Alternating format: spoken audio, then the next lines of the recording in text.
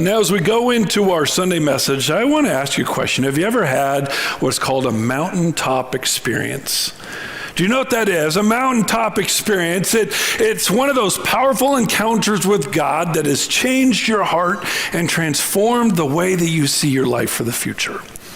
It's called a mountaintop experience because most often it happens in the lives of kids and youth at camp, where they go up the mountain and they're stripped of all of their distractions, right? There's no electronics, there's no cell phones, there's no video games. You're just stuck up in the mountain and you're surrounded by the truth of God and the leaders of God. And then so often kids and youth have a powerful encounter with God up on the mountaintop. It's not because God speaks louder on the mountain.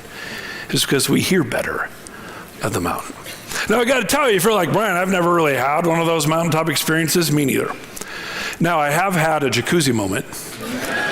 In my life, where I hear God best, it's in my jacuzzi. Man, when I was younger and a newer pastor, overwhelmed with everything, the house is chaotic, my life is loud and noisy. Man, the only place that I could just be away from distractions was in my jacuzzi. And man, I had powerful times with the Lord, pouring my heart out to Him, and oftentimes getting Him to respond to me.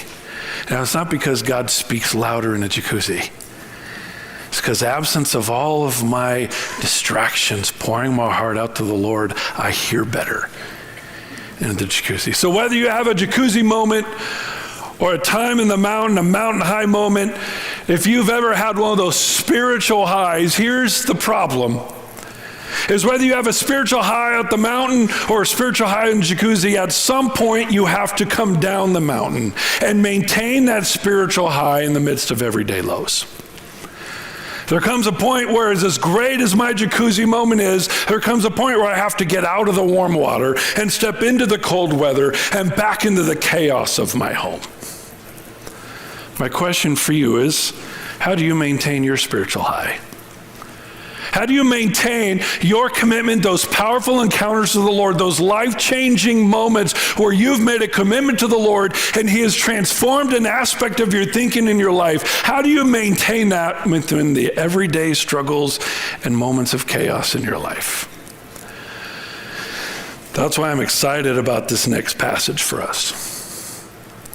Because in this next passage, we get some great ideas from David on how he aimed to keep his newly found, reinvigorated commitment to the Lord in his life in the midst of everyday struggles. Love to ask you to join me, book of 2 Samuel chapter 15. 2 Samuel chapter 15, we're picking it up at the tail end of that chapter, actually. If you remember from last week that we left David, he had one of these mountain high moments with God. After years of struggle, after division, after consequences for his sin, after distance from God, David finally climbs back at the mountain, and the Bible tells us he weeps before the Lord. Years of angst and pain and struggle and fear all come out as he is reconciled to God. If you remember, it's at that moment where he's weeping before the Lord that he wrote Psalm 3, and where he penned these words. Psalm 3 says, "But you, O Lord, you're a shield about me, my glory, and the one who lifts my head. I was crying to the Lord with my voice. God, I reached out to you. I was weeping, and he answered me from his holy mountain." And David said, man, this is so good. Like, I'm able to go before the Lord with all of my brokenness. And he heard me and he responded to me. And that's where we pick up our story. 2 Samuel chapter 15, starting in verse 30. This is where we left him. And David went up to the ascent of the Mount of Olives and wept as he went. His head was covered and he walked barefoot. Then all the people who were with him each covered his head and went up weeping as they went.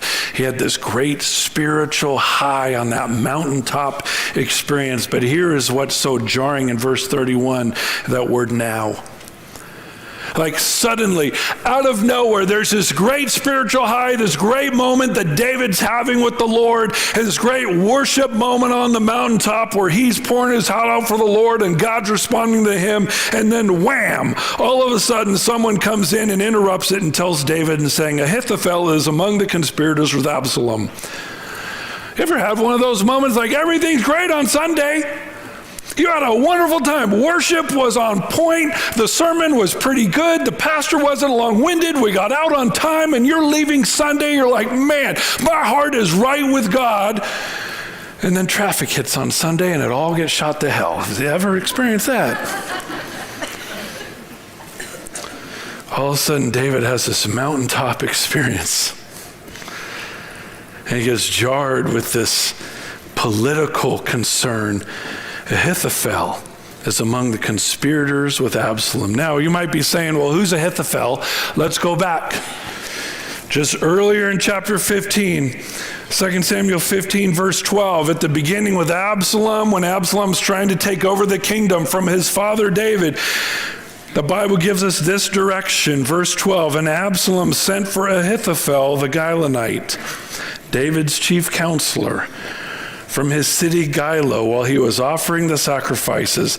Look at this. And the conspiracy was strong, for the people increased continually with Absalom. Ahithophel is at the heart of this. The Bible calls it a conspiracy. That term conspiracy describes someone who is committing treason, describes someone who is broken off from one person and has been bound to a different person. And people ask, man, why would Ahithophel do this? If he's a chief counselor for David, a high up in the government, why would he all of a sudden commit treason and switch sides and start going with Absalom? Well, here's the reason. Ahithophel is the father of Eliam. And some of you might be saying, I don't get it. Why does that matter? Let me remind you of something. 2 Samuel chapter 11. 2 Samuel chapter 11, that's that fateful passage to where David's on his rooftop. And he looks over, he sees a beautiful woman bathing. He sees this woman, he calls her into himself. Look at this, calls her into himself, commits adultery, kills her husband, impregnates her, loses the child. Remember that whole story. Look at this. So David sent and inquired about the woman, talking about Bathsheba. And one said, is this not Bathsheba, the daughter of Eliam? So Bathsheba's dad is Eliam. Who is Eliam's dad? Ahithophel. Ahithophel is the grandfather of Bathsheba. And he was high up in the courts of David. He's watching how David goes after his granddaughter, commits adultery, kills her husband, impregnates her. She loses her child. He brings her back into the household, and most believe Ahithophel has just been stewing on this and holding on to this of the horrible way that David dishonored his granddaughter, and Ahithophel has been holding on to this for years, looking for an opportunity to get David back. And now it finally happened. You want to know why Ahithophel slipped over to the side of Absalom? Because of David's sin against his granddaughter. And I love David's response. See, let's go to David's shoes. He just had this powerful encounter with the Lord after years of distance. There's been no mention of his heart for the Lord for the chapters prior to this. I mean, finally, David has this reconciliation with God, as David always has. David has not been the perfect example of piety and purity, but he has always restored himself to the Lord. And once again, David does that. And right there in the middle of it, someone interrupts the church service and says, oh, by the way, your number one counselor, he defected to the enemy. If we were David, we could understand if David just started lashing into Ahithophel. All right, well, who cares? He's good for nothing. He's a horrible person. He's bad at math. He was a terrible counselor. Or maybe David could have gone to his warrior roots and said, let's just go after him. Let's go kill him. Let's just go and undermine his life, and let's end it all. But I want you to see what David did. After reconciling his heart to God, right there in the midst of it, David didn't lash out. David prayed. He said, oh Lord, I pray, make the counsel of Ahithophel foolishness. In the midst of all of that, right when all of a sudden the mountain high is done and the everyday low takes over, David's first response as he prayed is, God, you handle it. God, you handle it. But here's my advice. Make Ahithophel's counsel foolishness. That term foolishness. Cause him to give dumb advice. God, confound his plans, but you deal with it. God, I'm done getting worked up about all of this. God, you handle it. And here's what I love, what happens next, verse 32.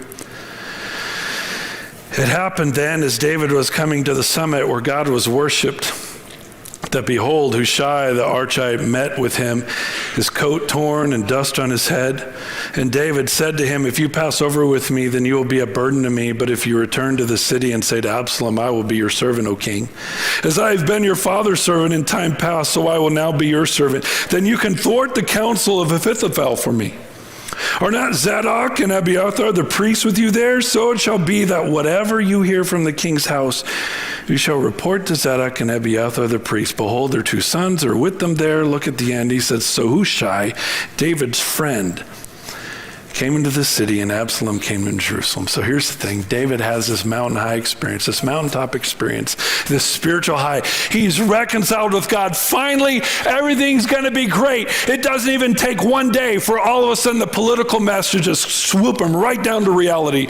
David, your number one counselor defected. And David says, all right, God, you handle it. The very next verse starts this way. And it happened as David. That phrase, it happened as, that means that just out of nowhere, it means, what do you know? One friend abandons David and suddenly another friend comes. What are the chances of this happening? It's a euphemism. It's a phrase where we're meant to say, this is more than just coincidence.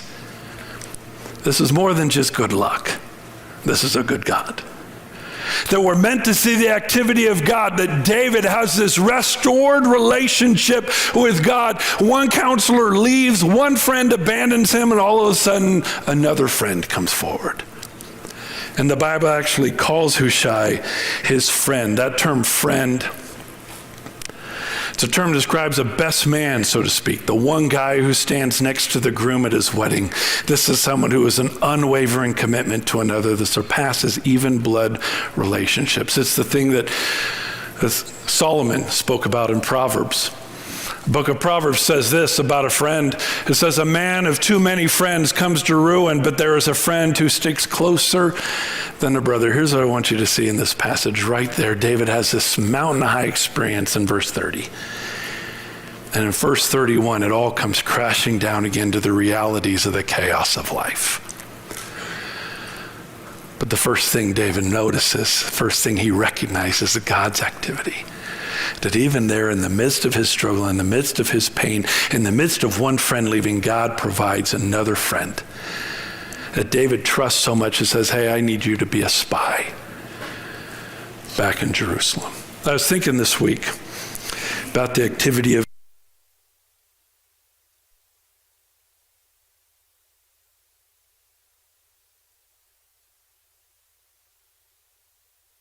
but we just write it off as coincidence or good luck. You're wrestling as a family, you're like, I don't know how we're going to make ends meet, and then all of a sudden someone gives you a gift and covers the need.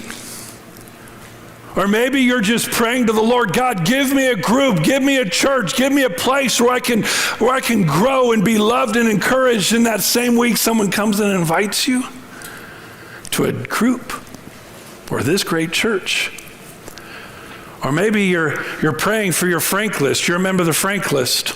It's a list of people where we believe that God has placed one person who doesn't know Jesus in all of our lives. And I know Christians say, Brian, I don't have any non-Christian friends. So we created this Frank list where you go through your friends. Really, all of your friends know Jesus? All right, all of your relatives? All of your acquaintances? You ever notice the same lady greets you when you walk into Walmart every week? Do you think that's coincidence? Or is it an opportunity? How about your neighbors? Kids and youth. Those kids that go zipping by you on those electric bikes and scooters. Like, God has placed at least one person in everybody's life who has yet to know Jesus, so you have the opportunity to reflect Jesus to them. And we've been going through our Frank list, and we've been praying, all right, God, bring one person. And many of us have a name. God, give me an opportunity to talk with my neighbors. I got to tell you, I've been living in my neighborhood for a little over 20 years. I don't have real close relationships with my neighbors, and so I start praying, God, I don't know how to break the ice after you just wave at people for 20 years. How do you then start building a relationship? Well, Gretchen and I are needing to add on to our homes to provide a place for my in-laws to stay with us. And the city sent me a message that says I need to go and talk to each and every one of my neighbors. Be careful what you pray for. Was that coincidence? Or is God actively involved in my life? See, here's what I think God is actively involved in David's life and actively involved in your life. So often we write it off as coincidence. And many of us, I had people come to me after first service, why is God still actively involved in David's life after all the junk that he's done? Man, that's the beautiful part of God, isn't it? In the midst of all of our brokenness, that God is still at work in our lives. I mean, God pursues people down to the gutter so he can lift them to new life.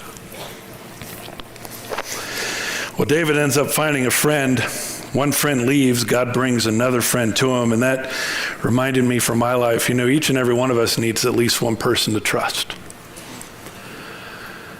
Yeah, the Bible is filled with exhortation and direction from God to us. So we need to surround ourselves with people that we trust, who we allow to speak into our lives, who will stand with us in the midst of our struggles and walk with us in the midst of our successes, who will challenge us with our application of Scripture and wrestle with us so that we can understand what God desires in our lives. Man, my question is, do you have someone that you trust? My concern is so many Christians don't. And so many Christians don't have anyone to trust. How do you find someone to trust? This is why as a church we're so committed to not only building groups, but being very picky on who gets to lead those groups. Each and every one of our groups is led by someone that we trust and that you can trust. And so if you're saying, Brian, I don't have anyone in my life to trust, I don't have anywhere where I can just be honest and authentic and allow people to love me even in the midst of my broken parts as I'm struggling to grow in the image of Jesus, I want to encourage you to look at any of our groups. If you're like, Brian, I need help finding a group that's best for me and my busy schedule with my family and all that stuff, there's two ways that you can get information on joining a group. Number one, just use a comment card in the seat back in front of you. Just put your name and information and say, I need help finding a group, and a member of our team will reach out to you this week. Other stuff you might say, Brian, hey, this is like 2025. I don't want to use a paper. I want to use something electronic. Then use the app. Download the Church Center app, sign into your account at CVCC, and down at the bottom corner, you're going to see a groups tab. Click on that groups tab, and it'll take you to find a group. And all of our small groups, all of our Bible studies, all of our adult fellowships, Sunday classes, college and adult ministries, all of our groups are available there for you to look at it, when they meet, and how you can be a part of them. The first truth that I see in this text, though, is you need someone you can trust. David, one counselor that he trusts leaves and abandons him, another comes. First point I see, you need to trust someone. If you want to live and maintain that spiritual high in the midst of the everyday lows, you got to find someone to trust. You need to trust someone. But here's the thing, not everyone. You got to find someone to trust. You got to trust someone. But here's the reality, you can't trust everyone. That's what we see with David coming up. Look at this, chapter 16 now, verse 1. At the same time, David's having this great spiritual high. One friend leaves, God provides another friend. David's like, this is great. This is amazing. Chapter 16, verse 1. Now David continues his path. He continues walking. Now when David had passed a little beyond the summit, behold, surprise, Ziba, the servant of Mephibosheth, met him with a couple of saddled donkeys, and on them were 200 loaves of bread, 100 clusters of raisins, 100 summer fruits, and a jug of wine. The king said to Ziba, why do you have these? And Ziba said, the donkeys are for you, your household to ride, and the bread and summer fruit for the young men to eat, and the wine for whoever is faint in the wilderness to drink. Then the king said, oh, where's your master's son? Where's Mephibosheth? And Ziba said to the king, behold, he is staying in Jerusalem. For he said, today the house of Israel will restore the king of my father to me. So David said to Ziba, behold, surprise, all that belongs to Mephibosheth is yours. And Ziba said, I prostrate myself. Let me find favor in your sight, O my lord the king. And some of you are like, Brian, who the heck are these people? Let me remind you. Put your thumb in chapter 16 and flip back just a couple chapters to 2 Samuel 9. 2 Samuel 9, that's where King David is now being crowned as the king of the newly unified Israel. Remember that? And he comes in, and David had this special relationship with King Saul's son, Jonathan, where they made these alliances and this commitment to one another. And Jonathan asked David, please, no matter what happens, please take care of my family. So one of the first things David does when he is established as king, he looks up and wants to make sure that he honors his commitment to Jonathan. That's where we pick up the story, 2 Samuel chapter 9. It says this, and David said, is there yet anyone left of the house of Saul that I may show him kindness for Jonathan's sake? Now there was a servant of the house of Saul whose name was Ziba. And they called him to David, and the king said to David, are you Ziba? And Ziba said, yep, I am your servant. The king said, is there not anyone of the house of Saul to whom I may show the kindness of God? And Ziba said to the king, there still is a son of Jonathan, the grandson of Saul, who is crippled on both feet. The king said to him, where is he? Ziba said to the king, behold, he's in the house of Machir, and the son of Amiel, and Lodabar. Then King David sent and brought him from the house of Machir, the son of Amiel, from Lodabar. And Mephibosheth, the son of Jonathan, the grandson of Saul, came to David and fell on his face and prostrated himself. And David said, Mephibosheth. David said to him, do not fear, for I will surely show kindness to you. For the sake of your father Jonathan, I will restore to you all the land of your grandfather Saul, and you shall eat at my table regularly. Again, he prostrated himself and said, what is your servant that you should regard a dead dog like me? And then the king called Saul's servant Ziba and said to him, all that belonged to Saul and to all of his house I have given to your master's grandson. I have given everything of King Saul to Mephibosheth. Verse 10, you and your sons and your servants will cultivate the land for him, and you shall bring in the produce to that master's grandson that he might have food. Nevertheless, Mephibosheth, your master's grandson, shall eat at my table regularly. Now Ziba had 15 sons and 20 servants. So here's what happened. King David wants to care for Mephibosheth, the crippled grandson of King Saul, the son of Jonathan. So he says, Ziba, you and your family, you are now going to serve Mephibosheth the rest of your days. You're going to mow his grass. You're going to trim his hedges. You're going to work his garden. You're going to manage all of this for him, and you're going to give it to Mephibosheth. And Mephibosheth is always going to be welcome on my table. He's like one of my family out of my commitment to Jonathan. This is everything that I'm giving to Mephibosheth. Now let's go back to our story. David, in the midst of this dark time, is going through this path, right? Now we're back into the everyday lows, runs into that same servant, and that servant's loaded up. He's got his donkeys, he's got his Suburbans, and it's filled with all this goods and all this stuff. And David said, what is this? And Ziba says, oh, this is all for you. And he says, well, where's Mephibosheth? Like, why isn't he here with you? And Ziba says, oh, he's abandoned you, David. He chose to stay in Jerusalem in hopes that now that you're gone, that he'll be able to be king and reign over all of Israel. And David, again, great poet, great warrior, man after God's own heart, gullible as all get out, right? So King said to Ziba, behold, all that belongs to Mephibosheth is yours.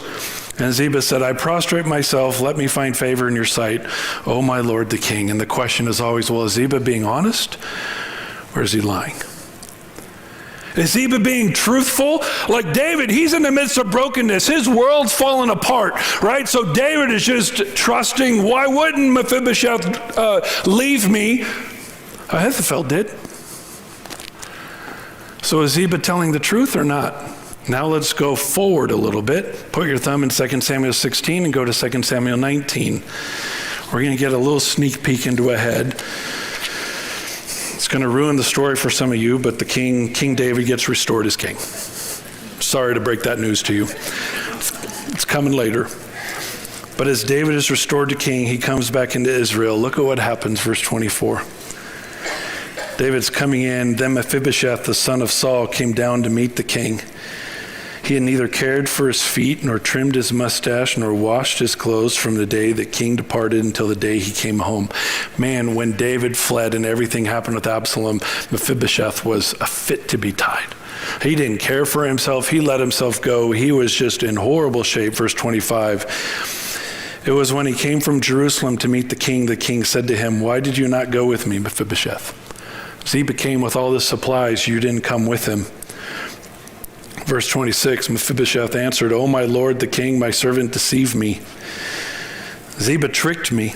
For Ziba said, I will saddle a donkey for myself that I may ride on and go with the king because your servant is lame. Mephibosheth, you're not going to be any help to David. Let me go in your stead. Let me represent you with David." Verse 27, moreover, he had slandered me to you. But my lord the king is like the angel of God, therefore do what is good in your sight. And now all of a sudden David now I got two people telling me two different stories. How do I determine the truth? David ends up just dividing everything in half. Ziba, you take some. Mephibosheth, you take some. That leads us to that truth. Man, the Bible tells us that if we want to truly grow in the image of Jesus, if we want to maintain a spiritual high through the everyday lows, we need to trust someone. But you need to be careful because you can't trust anyone. You can't trust everyone, I should say. You need to trust someone, but you can't trust everyone. David's time, his everyday lows continue from his mountaintop experience. Now he gets to verse 5.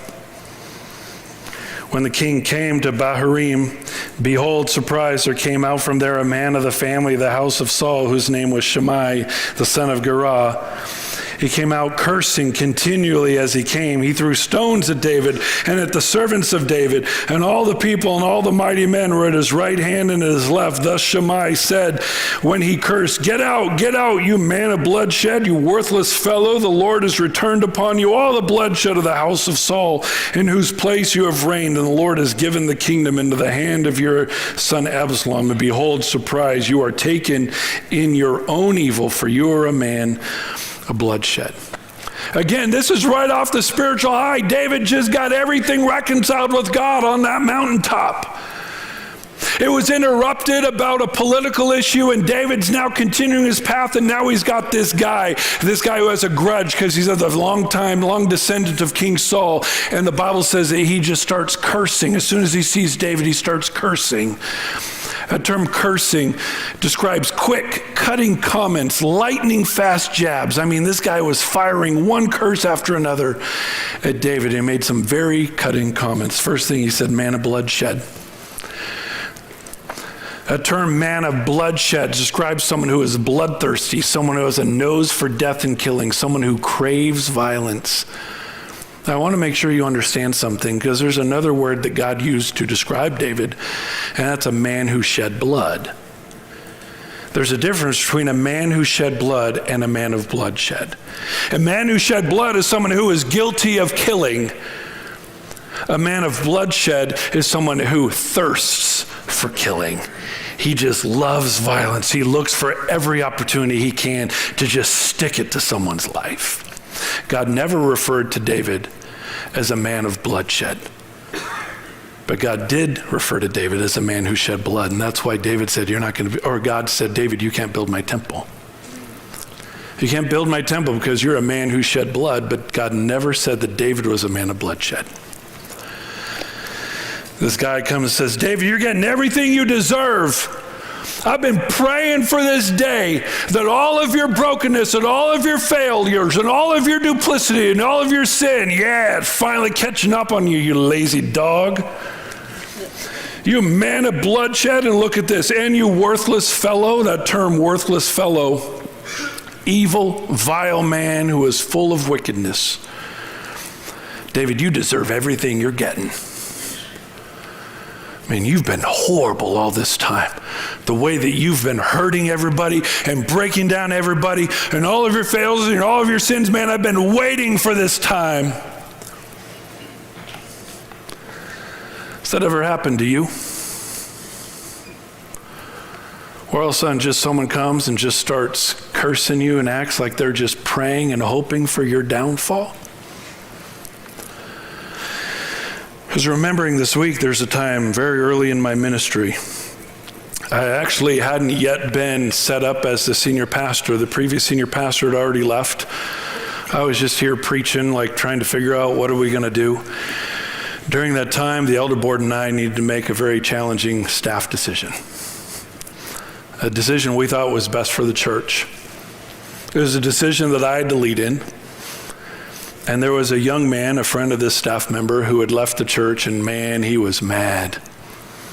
And as soon as we made this decision known, he just started writing letters to the elder board. And he just started criticizing my leadership and making these false accusations against me about my heart, about what, against all that I'm about. And he just started, and he was also, this is like early on in Yelp and all these online recommendations. He just started going on everything and just posting, don't go to this church as long as Brian's there. It was horrific. As a young pastor, new in ministry, not quite even sure what God was doing. Our church was a lot smaller, a lot weaker, and what made it even more difficult was this guy sent this prayer. He said, this is what I'm praying. God, remove your blessing from Brian's life and the ministry of CCC until the elder board fires him. Wow. And I was a young pastor, and man, I got to tell you, I was freaking out. I mean, this guy is calling on God to judge me and this church. What am I supposed to do with that? And I got to tell you, some of the elder board, they were ready to go after his head, figuratively, not literally. They were ready to go after his head. I didn't know what to do, man. I was a mess. Thankfully, there was an older, wiser elder man. I got to tell you, I am so grateful for our elder board. I'm grateful for a church that isn't pastor-led but elder-led, because I'm not always capable of discerning God's wisdom, especially in the midst of painful times. There was an elder who came up and spoke, and he said, you know what, this guy is praying for God to judge. So let's just sit back and let God judge. Let's see what God does. He's the one praying for God to intervene and judge. Let's let him do it. And I got to tell you, I was freaking out. Because what if God does remove a blessing from my life? What if he does remove the blessing from the church? Man, that was one of the hardest things to do. And if it wasn't for people that I trust that were around me saying, Brian, trust the Lord. I had forgotten about the story, to be honest. I was going through just trying to remember what's a time where maybe something like this has happened to me. I remembered this story, so I started to go back. You know, that was 15, 16 years ago. In those 15, 16 years, our church has continued to grow in unity. Our church has continued to grow in influence and impact. In those 15, 16 years, our church we have not finished under budget in giving yet since that time. We have been over budget in giving for those 15, 16 years. I looked back and I thought, wow, God, you know what? That elder was right. That elder's now in heaven. But his model has stuck with me. Can I ask you, have you ever experienced someone who is just looking to undermine you, criticize you, almost like they're just celebrating and waiting for you to just fail because that's what you deserve? How do you respond? Do you respond with vengeance, with vitriol? Are you willing to just trust and let God be the judge? I was thinking this week, you know what? Jesus did that. If there's anyone who has the right to defend his reputation, it would be Jesus, but Jesus never did. They said that he was an instrument of Satan. And Jesus just went right back about his ministry. People said that Jesus was all about political power, and Jesus just went right about his ministry. The Apostle Paul, people said all sorts of horrific things about the Apostle Paul. He just continued to be about his ministry. Man, you can just go down the line, all the biblical examples to where people just allowed God to be the judge. Can I ask you, what's a situation like this to where you can just give it over to the Lord and let him be the judge? Let me show you what David did, With David and his people. You have this guy cursing, throwing rocks. Look at verse 9. Then Abishai, the son of Zeruiah, you know that guy, Abishai? Remember him? Talk about a man of bloodshed. That's him. He is bloodthirsty. When they came across a sleeping King Saul, you remember that? What did Abishai do? Let me spear him in the head. One shot. Abner, King Saul's head of his army, Abishai chased after him, wanted to kill him, and now, look what Abishai does. Then Abishai, the son of Zeruiah, said to the king, why should this dead dog curse my lord the king? Let me go over now and cut off his head. Why should we allow him to say mean things to you, David? Let me just go kill him.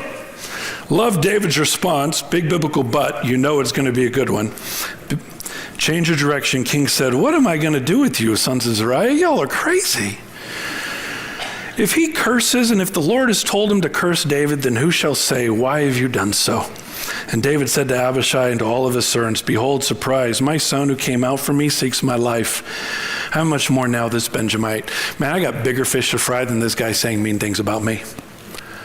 Like, I got work to do. I'm not gonna let this guy's words impact my direction. Leave him alone and let him curse, for the Lord has told him, perhaps the Lord will look on my affliction and return good to me instead of his cursing this day. So David and his men went on the way, and Shimei went along on the hillside parallel, this guy with them, that entire path, pelting him with curses, pelting him with stones, throwing dust the entire way. And the king and all the people who were with him arrived weary and refreshed himself there. You think they arrived weary? This whole path. This guy just dogged him the entire time, cursing, throwing rocks, throwing dirt, undermining everything, and David's just like, let's just go. And it was exhausting. That led to the second truth, at least for my life. Man, I love it that we can take positive lessons from David once again. Second thing, if you want to keep your spiritual high in the midst of your everyday lows, you need to learn how to receive adversity with humility. This guy's cursing David, and David's like, look, he might be right. I have killed people I shouldn't have. I haven't been faithful. Man, the whole reason we're in this mess is because of my failure on that rooftop so many years before. And David's like, look, he might be right. I'm going to leave it to God. God, you judge. Fellas, let's just keep going on our path. Let God handle them. You want to keep your spiritual high. You want to maintain faithfulness to the Lord in the midst of your everyday struggles and the chaos of life. Number one, you got to trust someone, but not everyone. Number two, receive adversity with humility and allow God to defend you. And you just be about your work. Well, in the passage, we leave David and his people tuckered out. They're resting like, man, it's been a hard couple days from a spiritual high to an everyday low. So now the story heads over to Absalom. Look at verse 15. Then Absalom and all the people, the men of Israel, entered Jerusalem, and Ahithophel was with them. Now it came about when Hushai, the Archite, David's friend, came to Absalom, that Hushai said to Absalom, long live the king, long live the king. Absalom said to Hushai, is this your loyalty to your friend? Why do you not go out with your friend? Then Hushai said to Absalom, no, whom the Lord, this people, and all the men of Israel have chosen, his I will be, and with him I will remain. Besides, whom should I serve? Should I not serve in the presence of his son? As I have served in your father's presence, so I will be in your presence. Hushai is coming in as the spy, just as David had asked. Here's where we're going to finish, so look at verse 20. Then Absalom said to Ahithophel, give your advice, Ahithophel. What shall we do? Ahithophel, tell me, what do I do now? I'm here. I took over my dad's kingdom. What do I do? Listen to this shocking direction. Ahithophel said to Solomon, "Go into your father's concubines, whom he has left to keep the house. Then all of Israel will hear that you have made yourself odious to your father. The hands of all who are with you will also be strengthened." Look at verse 22. So they pitched a tent for Absalom on the roof, and Absalom went into his father's concubines in the sight of all of Israel. Ahithophel's advice: you really want to stick it to your dad, Absalom? Remember that roof that King David spied my granddaughter? Remember that rooftop where he called her into an adulterous affair? Remember that rooftop where he made plans to kill her husband? Remember that rooftop that began their adulterous affair that led to the birth of my great-grandchild dying? Remember that rooftop? You go to that rooftop and you have sex with all of his concubines in front of all the people, and they'll know who's king. I can tell you that was cold-blooded, filled with vengeance. And what a shame to David.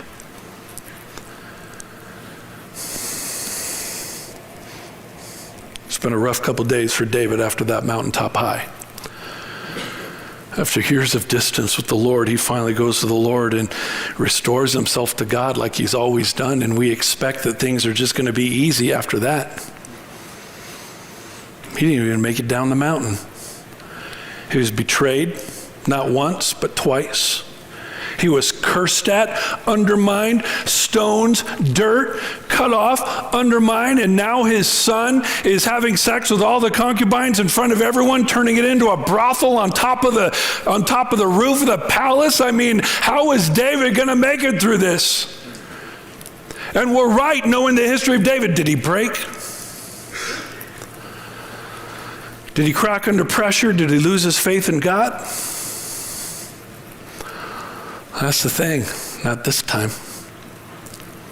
Most believe that this is the time that led David to write Psalm 55. Again, the book of Samuel doesn't always let us see the heart of David, but David's Psalms do. Join me in Psalm 55.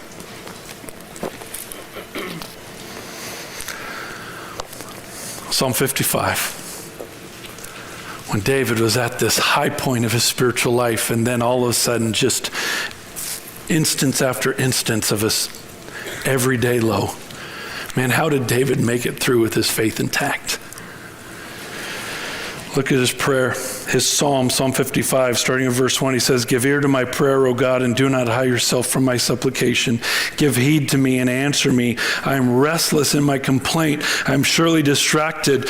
God, I am just coming unglued because of the voice of the enemy, because of the pressure of the wicked, for they bring trouble upon me, and in anger they bear a grudge against me. God, I'm just surrounded. Everyone's after me. My heart is in anguish within me, and the terrors of death have fallen upon me. Fear and trembling come upon me, and horror has overwhelmed me. God, I'm dying here." Look at what he says in verse 6. David said, I said, "Oh, that I had wings like a dove, I would just fly away and be at rest." Anyone ever feel that way in life? Man, I wish I could just leave. "Behold, I would wander far away. I would lodge in the wilderness." David said, man, things are so broken and so painful, I wish I could just run. You ever feel like that? "Brian, my marriage is so rough, so painful, so hard, I just wish I could just leave. I'll go to Blythe for all I care." Maybe your kids, a youth, "Man, my home is so messed up, I'm in so much pain, I wish I could just run away." Man, I think there's times in all of our lives where we wish we could just flee all the pain. David says, that's how I feel right now. I wish I could just hide. Let's go down to verse 16. But what did he do instead? He says, "As for me, I'm not going to hide. I'm going to call on God, and the Lord will save me." I love this, verse 17. "Evening and morning and at noon, I will complain and murmur, and he will hear my voice." He's like, I'm going to reach out to God. And you know what? Every time I pray, I'm going to be whining. I'm going to own it right now. I'm going to whine to God every time I pray on how hard life is. But look what he says, "But he will redeem my soul in peace from the battle which is against me, for they are many who strive with me. God will hear and answer them, even the one who sits enthroned of old." He says, man, I wish I can run and hide, but I'm not going to. I'm going to go to the Lord. And David, he's even saying, I'm going to whine the whole time. I'm not going to be a strong soldier. I'm going to whine and murmur and complain in my prayer. And he says, you know what? God's going to hear it and he's going to save me. And look how he ends his psalm, verse 22. His direction, cast your burden upon the Lord, and he will sustain you. He will never allow the righteous to be shaken. But you, O God, will bring them down to the pit of destruction. Men of bloodshed and deceit will not live out half of their days, but I will trust you. How did David make it through? How did he keep his heart right with the Lord in the midst of his everyday lows? The last things. Cast your burden on the Lord. David said, that's what I did. I cast my burden. I threw off. I shrugged off. I got rid of everything that is holding me down. Like the image of this is this boat that is taken on water because of too much weight, and you just start taking everything that isn't nailed down and chucking it overboard. David's like, that's what I'm doing. All of my burdens, all of my issues, all of my struggles, everything that is just breaking and eroding my soul, I'm just letting God handle all of it. And I was thinking this week, some of you have health issues going on. Some of you have marriage and family issues going on. Some of you have issues with your children, with your grandchildren. Others have worries about the future and culture today. I mean, everywhere we look, there's burdens, there's struggles, there's issues, there's fears, and we just hold it in and we allow it to erode our souls. And David says, man, you're never going to make it with your faith that way. Cast your burdens on the Lord. And he finishes and he says, trust the Lord. My question is, where do you need to trust the Lord? What do you need to just shrug off? What do you need to cast off? What do you just need to give to him and say, God, I trust you?